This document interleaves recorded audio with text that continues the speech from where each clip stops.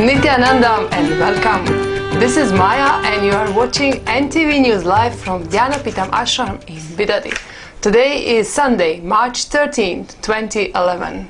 In today's headlines, in the evening Brahma Sutra Satsang, Swamiji expressed deeper dimension of pradhana. By its capacity, each single sutra can lead to the complete understanding about existence. An effect created by N-Kriya, sending intense healing energy and peace to Japan. Today's morning message For the satsang is wealth, creation and sustenance. in legal updates. Human Rights Commission directs immediate action against the atrocities on CID police on Nityananda Ashramites. Report from Nityananda Vedic Temple in Los Angeles, and in Exploring the Vedic Tradition, Sanctum Sanctorum. Now let's start with the main news. Each Brahma Sutra is an independent philosophical system. They create a trend of thinking. In the first sutras that Swamiji commented upon, the thought trend pradhana, or the supreme intelligence, was established. In the evening Brahma Sutra, more in-depth aspects of pradhana were expressed.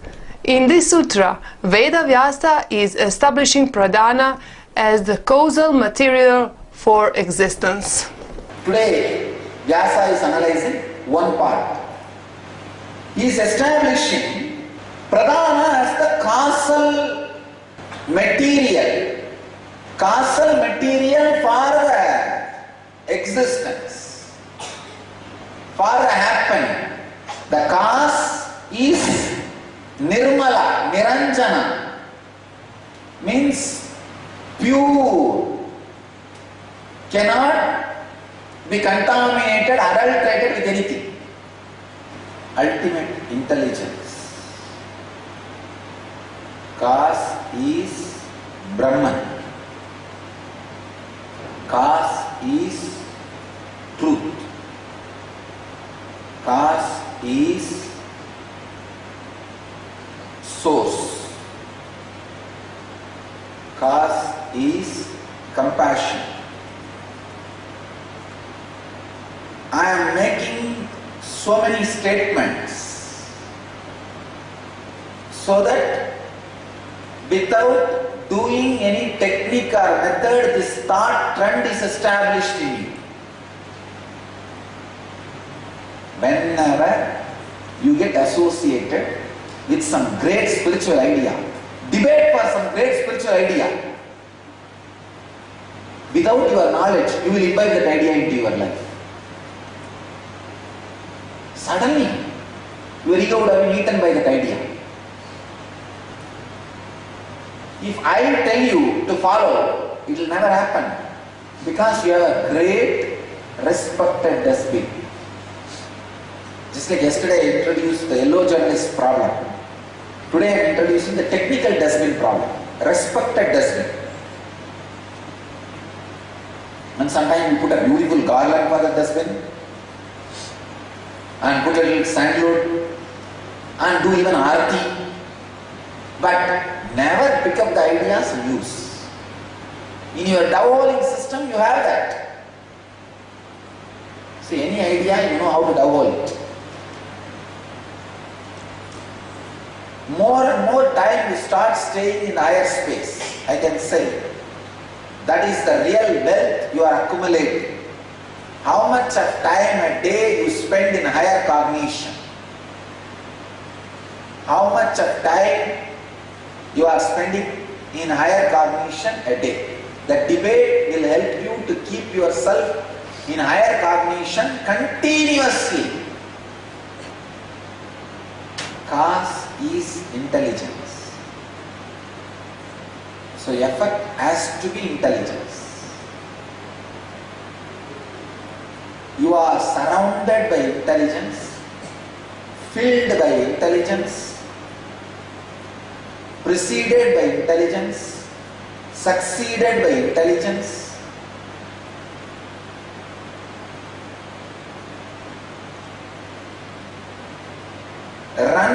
intelligence, running into intelligence, running towards intelligence, running in intelligence. After the satsang participants had an intense debate in an attempt to imbibe the understandings and clarify doubts about Brahma Sutra. Alright, now you can go out and start your debate. In my point of view, when you have enlightenment, you have to be joyous all the time, which I am not. So I declare that I am not there yet. And the freedom to do anything you want, and the freedom to take decisions or live the way you want, that is enlightenment according to me, and which is not happening in my life due to social conditioning or whatever it is, whichever name you call it. So with that category I define I am not enlightened. We get an argument on this side. Now anything that I want, I feel I will get it at some point. So if I want money, I could get it. So whatever I want, I feel will happen. Many times it happens. If at all it doesn't happen, it's because I really don't want it. Right? So in some sense, if you think deeper, it's really not what I want. So whatever you want will happen. So anything that I want, like feeling the cosmos, levitating, this thing, in some finite time will happen. If not this lifetime, next lifetime, 100 lifetimes from now, doesn't matter. It's still finite. I live for infinite time, right? Any finite time is minuscule compared to infinite time. So in my infinite existence, all the things that I want will happen at some point of time. But if you are enlightened, then you make a rapid exit, you're out of here. So then where does 100 lifetimes and all come? Why are you keeping those options open? It's a choice I make to have 100. Then where is the enlightenment expressing itself? Because my definition of Because enlightenment. enlightenment is absolute. Correct. But is that's not. So my definition of enlightenment is not exiting. My definition of enlightenment means that is living with an understanding of eternity. That is enlightenment. enlightenment. So the fact that you have bodies or if you have experiences that you have desires to does not limit the experience of enlightenment, which is that you exist and you will exist forever. That feeling is enlightenment. You don't see So you have enlightenment as not living but leaving and merging. So living and merging. Leaving in that space forever, the same space, merging with. So that can happen. That is also a possibility, and I see that as a possibility. And Swamiji has said, said that it will happen. So I know it will happen. The merging too, right? And the unmerging too will happen too. So you're living in the now. So it will. I don't have no necessity to be merged at this point of time. Like if I say, oh, now I'm not merged, I have this body and it's not going away, that doesn't limit my life. Swamiji's discourses on Brahma Sutra, the aphorism of existence, are available through NTV Live every day at 6 p.m. Indian Standard Time and also on nityananda.org, our website. Another wave of N effect was created by N Kriya initiation this morning, sending intense healing energy and peace to Japan, which is reeling from one of the largest earthquakes and tsunamis to hit planet Earth. Swamiji requested devotees and disciples around the world to create a strong, positive, collective prayer to heal the sufferings of the citizens of Japan. In the morning message, Swami spoke on the creation and sustenance of the wealth, thus declaring that the intensity of the life energy expression determines wealth. Swamiji will be expanding on this subject in the N-Wealth program, which will be held in April. More information available on our website. Now for a small clip from the morning message. I can say life can be equated to two things. One, the ability to achieve what you want in the inner or outer world, or just getting stuck in both the world. Wealth can be the life energy you express. Straight equation. Life energy expression and wealth is one and the same. Seekers always justify their poverty as their spiritual quality and innocence. Nonsense. See, I am telling you, I am declaring a new Smriti. I am a Smritikara. Not creating wealth is sin. I am declaring very clearly. Just like a grabbing, stealing, accumulating wealth in a wrong base is a sin. Grabbing, stealing, robbing, how it is sin? Same way. Not creating is sin. Remove the deep hatred for work. See, life is by its nature flow. If you create wealth, at least you be directed in one line of creativity. If you are not creating wealth, be very clear.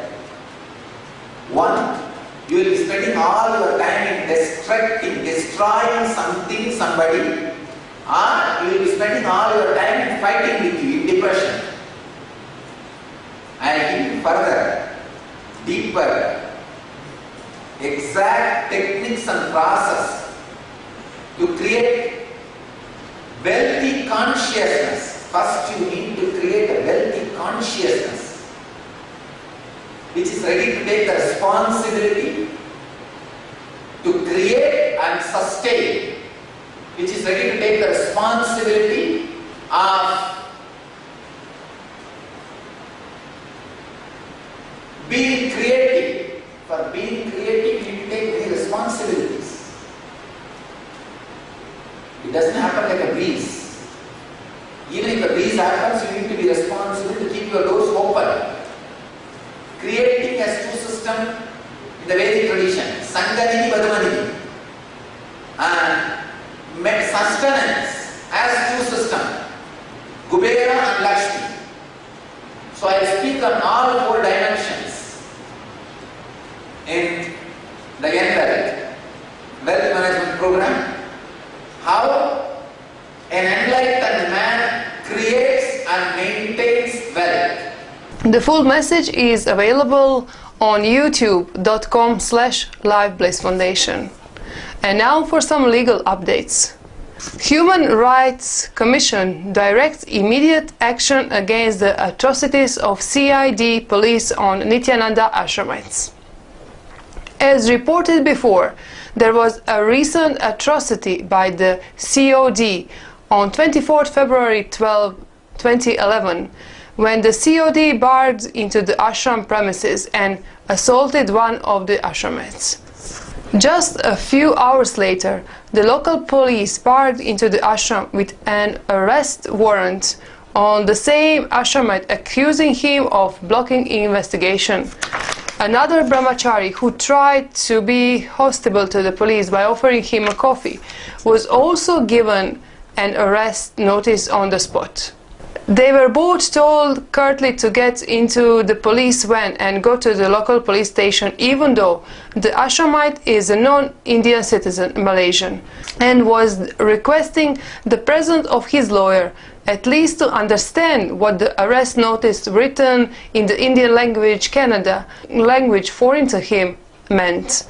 Concerned about their welfare, one of the senior Swamis, Sri Nitya Satchit Ananda, followed them both, being taken in the police van. To his surprise, when he walked into the police station, he was told that he was also being looked out for to be arrested. He was detained and arrested on the spot. What are the charges on the ashramites? Unsubstantiated charges of blocking investigation using criminal force. Unsubstantiated charges of blocking investigation using criminal force. The three ashramites were kept in judicial custody that night and the next morning produced in front of the local magistrate, who granted them bail at the end of the day. Throughout the day, they were made to sit in a police van with handcuffs in their hands, and thus their basic dignity as human beings was violated, and they were treated worse than hardcore criminals. And this was informed to the Human Rights Commission in a strong petition by Nityananda Dhyanapitham Executive Order. The Human Rights Commission took immediate action by sending the attached direction in a letter dated 26 February 2011. The order of the HRC says, let a copy of the complaint in HRC number 1346/11 and copies of writes up be transmitted to the Director General of Police, CID Bangalore, with a direction to send his response report with regard to the allegation made against the CID police within 2 weeks from the date of receipt notice. List it on 5/4/2011. The CID police was directed to send their response report within 2 weeks from the date of receipt of the notice. And now for the news from Dhyanapitham Ashram. Today's Kalpataru program was conducted by Senior Brahmachari of Nityananda Order. The program ended with blessings and boons granted by Swamiji to all the participants. And also we have reports from Nityananda Vedic Temple in Los Angeles regarding the recent LBP Acharya training program. Let's watch the clip. Nityananda Satyananda Sadananda Rupane Nityananda Satyananda Sadananda Rupane Nityananda Satyananda Sadananda Rupane Nityananda Satyananda Sadananda Rupane Nitya Jyoti Nityananda Satya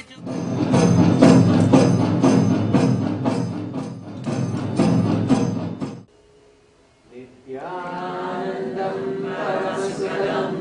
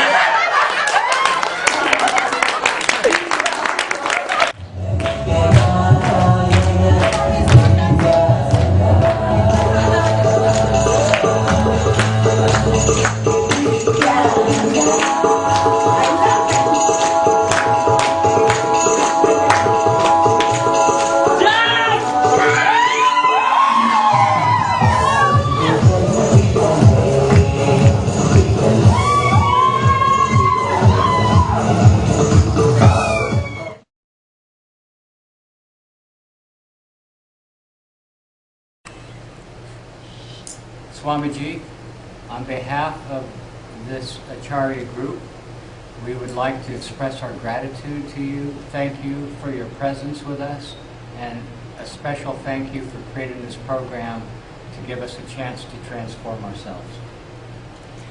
Thank you, Swamiji. We love you. Nityananda.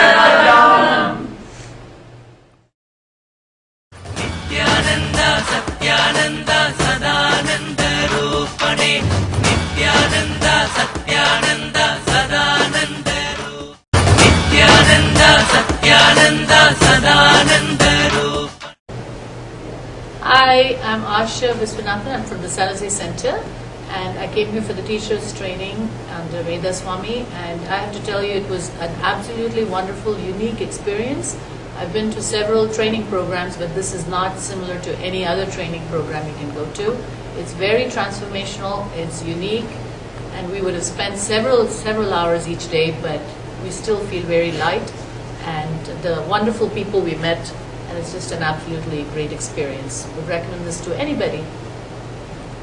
My name is Vilas Amin, and I come from Los Angeles Temple. I was very reluctant to do this program because I have a lot of fear talking to the people. But after this program, I would recommend it to anybody, saying your confidence will be back, and at least you'll be able to talk to people. Thank you. Nityananda, my name is Manitya Vimala Devi, and I'm from Los Angeles. This is my first time taking the Acharya training, and I have to say, Shri Nityananda is amazing. I've had the best experiences just learning intellectual facts here, and aside from that, the spiritual growth, of course, that comes with that knowledge is unbelievable. So, thank you, Swamiji, for putting together this program, and I recommend it to anybody, and I look forward to taking it one day soon again. Thanks. Nityanandam, my name is Sushant, and I'm from San Jose Temple. This program has been truly amazing, and it's definitely that. And we met a wonderful group of people here, very close friends in the last 10 days. And the program itself has been really amazing.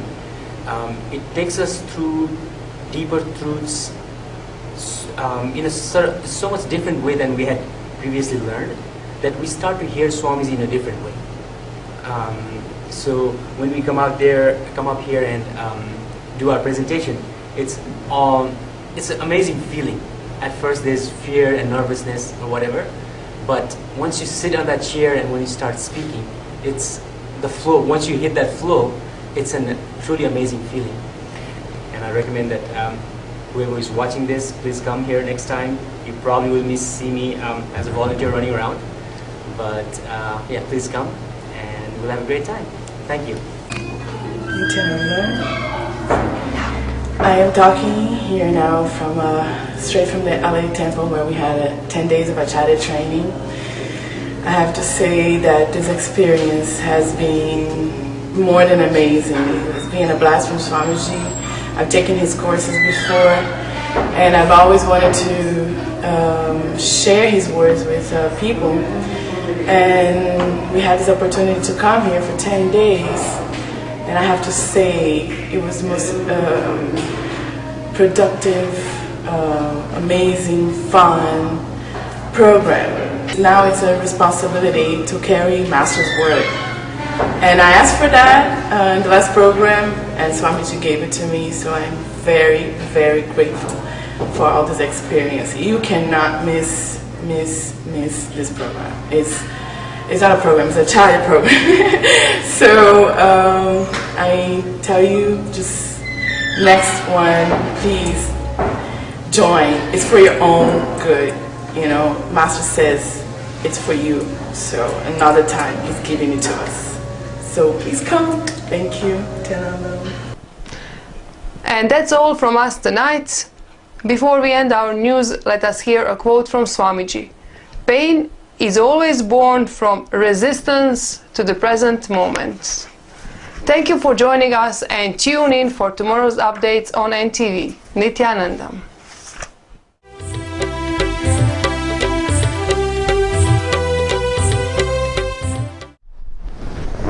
Nityanandam. Welcome to the next episode of Exploring into Vedic Tradition. Today, as you see behind me, you see this sanctum sanctorium of the temple in our ashram, the temple of Anandeshwara. The topic today is also Sanctum Sanctorium. Sanctum Sanctorium is the main place where the main deity is installed in any temple. Temple culture, according to Vedic tradition, was started during the early phase of Kali Yuga. There are 4 yugas or periods of time called Satya Yuga, wherein goodness was prevalent everywhere. There was no need for a separate place of worship because each one lived the cosmic truth as they perceived it. And the next yuga is called Treta Yuga, when a little shake in the truth was there. And even then they had the penance groves, homas, yagas, and rishis or sages living around them. So there was no need for temples. The third yuga is the Dwapara Yuga, wherein truth was reduced to half its strength. And there also they had places of learning which were very helpful in allowing any human being to raise his conscious state. But in the last phase of Dwapara Yuga, when Kali Yuga set in, truth was limping on just one leg, according to descriptions. Therefore, people were far removed from the inner reality and they were too much engrossed in worldly pleasures. Therefore, they needed some form and some place where they could freely interact with the divine powers. And such was the idea behind starting off temples. The basic literature dealing with the temple construction forms a part of the Vedic literature.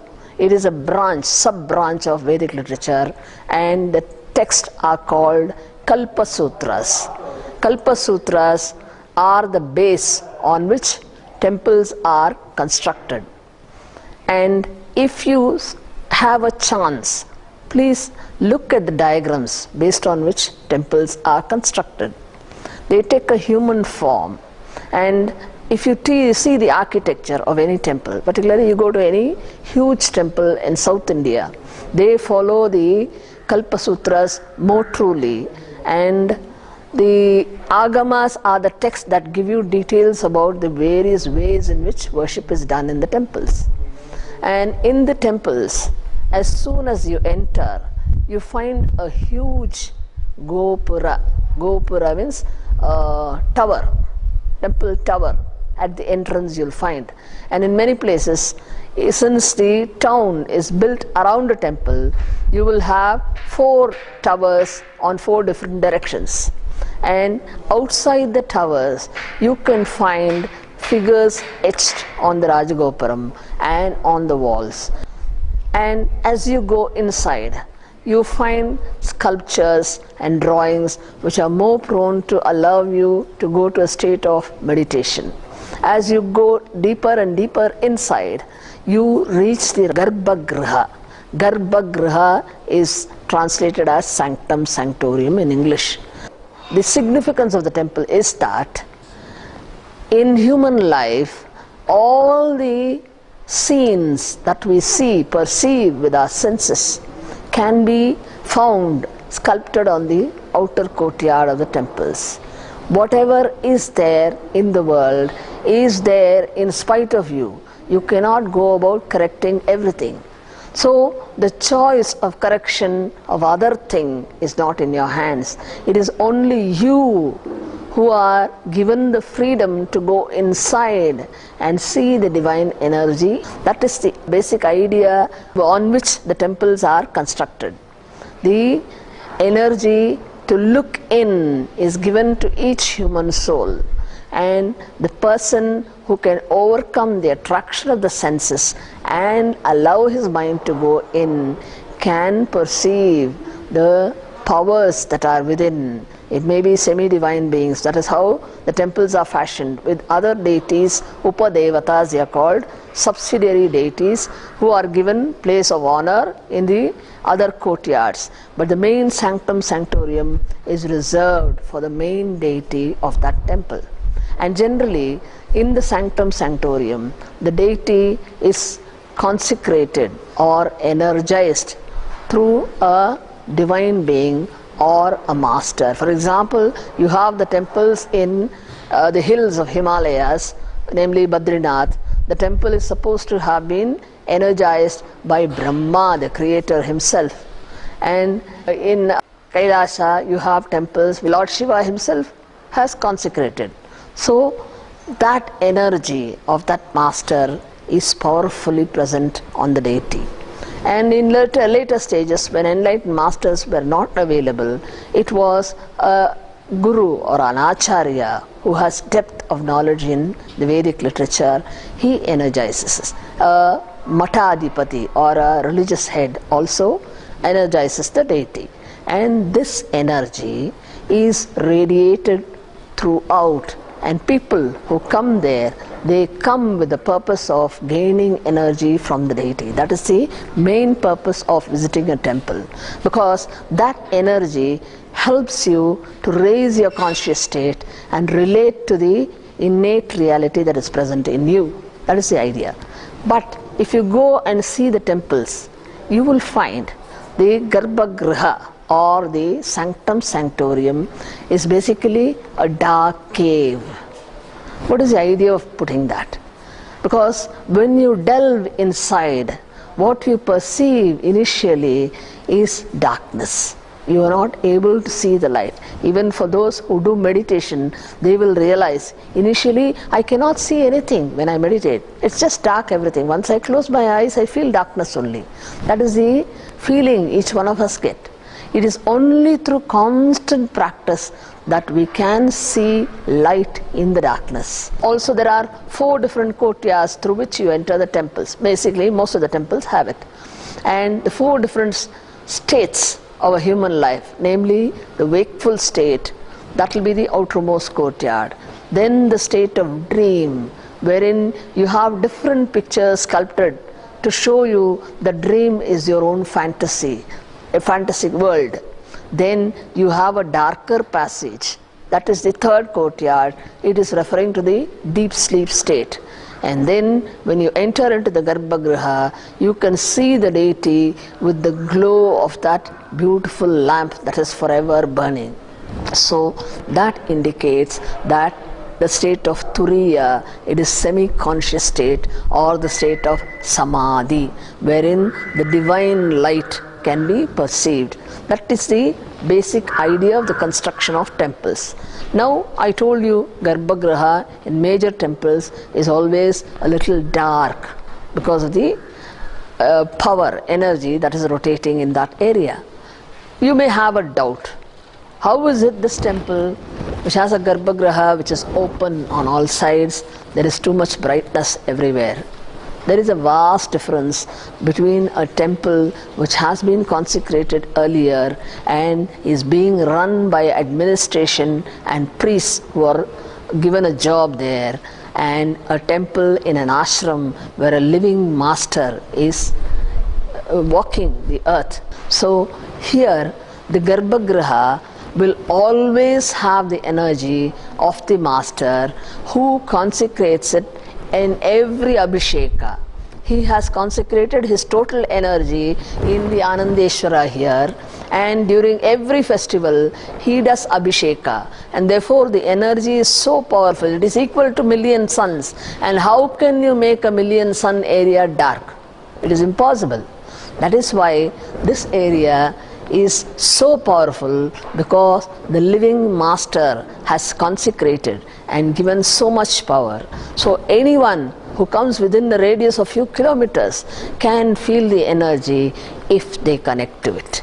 if there is connection, if there is openness on the part of the devotee who comes here, definitely all his prayers are answered. Therefore, Garbhagraha is the fulcrum on which the temple stands, and the entire ashram also stands on this fulcrum of energy that is present and consecrated by a living enlightened master.